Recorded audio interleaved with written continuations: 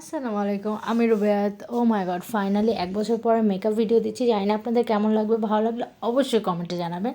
তো প্রথমে আমি একটু ভ্যাসলিন দিয়ে নিচ্ছি and moisturise and sunscreen must, তাই ওটাও দিয়ে নিচ্ছি। আজকের মেকআপ ভিডিওটা ওই সব মাদের জন্য যারা সাজতে পছন্দ করেন, তাদের জন্য এই চটপট মেকআপ ভিডিওটা। সো আমাকে জানাবেন কার কার কেমন লাগে। মা হয়ে গেছি বলে সাজবো না। আর এই যে বেবি পাউডার, মা হয়ে গেলে সবাই বেবি পাউডার দিয়ে সাজে, সব মারা। সো ময়শ্চারাইজ অ্যান্ড সানস্ক্রিন দেওয়ার পরে আমি একটা পাউডার দিয়ে নিলাম মুখে। এখন আর ফেস পাউডার দেওয়ার টাইম নেই, কনসিলার দেওয়ার টাইম নেই। হ্যাঁ, এইটাই।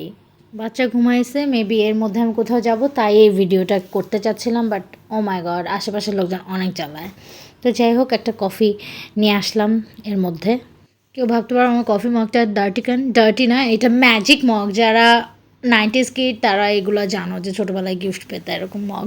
তো যাই হোক, আমি এখানে হান্ডিয়ানে লাভ কেক যেই 01 যে শেডটা আছে সেইটা ইউজ করলাম, লিকুইড ব্লাশ। এটা খুব জোস। অ্যান্ড এটার সাথে আমি কভার ফিক্সে আমার এই প্যালেটটার থেকে একটা ব্লাশ নিয়ে নিলাম। এই প্যালেটটা আমার গো টু একটা প্যালেট। ও মাই গড, খুব মানে আমি জানি না কত টাকা এখন পড়বে, বাট খুব মানে আমার জন্য ওয়ার্থ। এখানে হাইলাইটার, কনসিলার বলছে, কন্ট্রোর, সব কিছু আছে, ব্লাশ, ইভেন একটা ফেস পাউডারও আছে।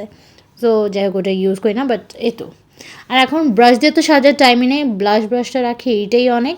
আর হাত দিয়ে কোনো রকম নামমাত্র একটু হাইলাইট দিয়ে নিচ্ছি। যেহেতু ভিডিও বানাচ্ছিলাম তাই হাইলাইটারটা দিচ্ছি, আদারওয়াইজ মাঝে মধ্যে আমি স্কিপ করি হাইলাইটারটা। বাট আমি লাইনার, ব্লাশ এগুলো দিয়ে, লিপস্টিক দিয়ে বাইরে বের হতে এখন পর্যন্ত মানে টাইম পাই অ্যান্ড দিয়ে বের হই। নিজেকে ভালো রাখাও আমাদের দায়িত্ব, তাই না? নিজেকে ভালো রাখতে পারলে তাহলে সবাইকে ভালো রাখতে পারবো। যাই হোক, এখানে আমি একটা ল্যাকমির লাইনার দিয়ে নিচ্ছি।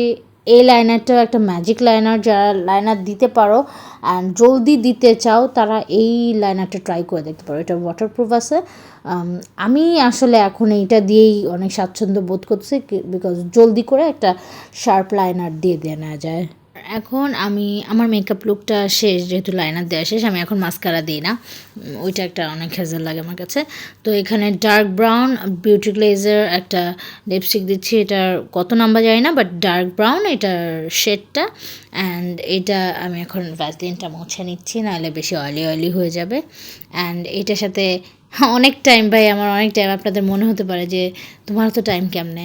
যাই হোক, আমি নিজের জন্য টাইম বের করে নিই, কারণ আমার কাছে মনে হয় যে আমি যদি নিজেকে টাইম না দিতে পারি, ওই যে পোস্টপার্টাম ডিপ্রেশনে চলে যাব, যে মনে হবে যে ও মাই গড, এই বাচ্চাটার জন্য আমি কিছু পাচ্ছি না। বাট ও মাই গড, আমার বাচ্চা অনেক প্রেশিয়াস, ওর জন্য আমার কোনো দিন তিক্ততা আমি আনাতে চাই না। সো লাইক আমি নিজেকে এই কারণে ভালো রাখি। অ্যান্ড এখানে NYXের গ্লোবাল সিটিজেন, এটা হ্যাঁ গ্লোবাল সিটিজেন, এই শেডটা আমি দিয়ে নিচ্ছি।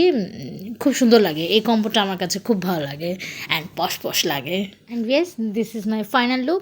চুল খোলা রাখলে এরকম একটু মানুষের মতন লাগে, বাট এটা কিন্তু আমার রিয়েল লুক না, বিকজ আমি এখন চুল ছাড়া রাখতে পারি না।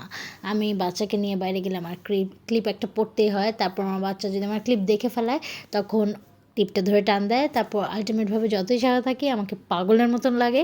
অ্যান্ড এই যে এইটা হলো আমার রিয়েল লুক। অ্যান্ড যাই হোক, বিউটি ধরে রাখতে পারবেন না বাচ্চা হলে, বিকজ হরমোন ইনব্যালেন্স হয়ে যাবে, মুখে ব্রণ উঠবে, মাথার চুল পড়ে যাবে, লাইক মি।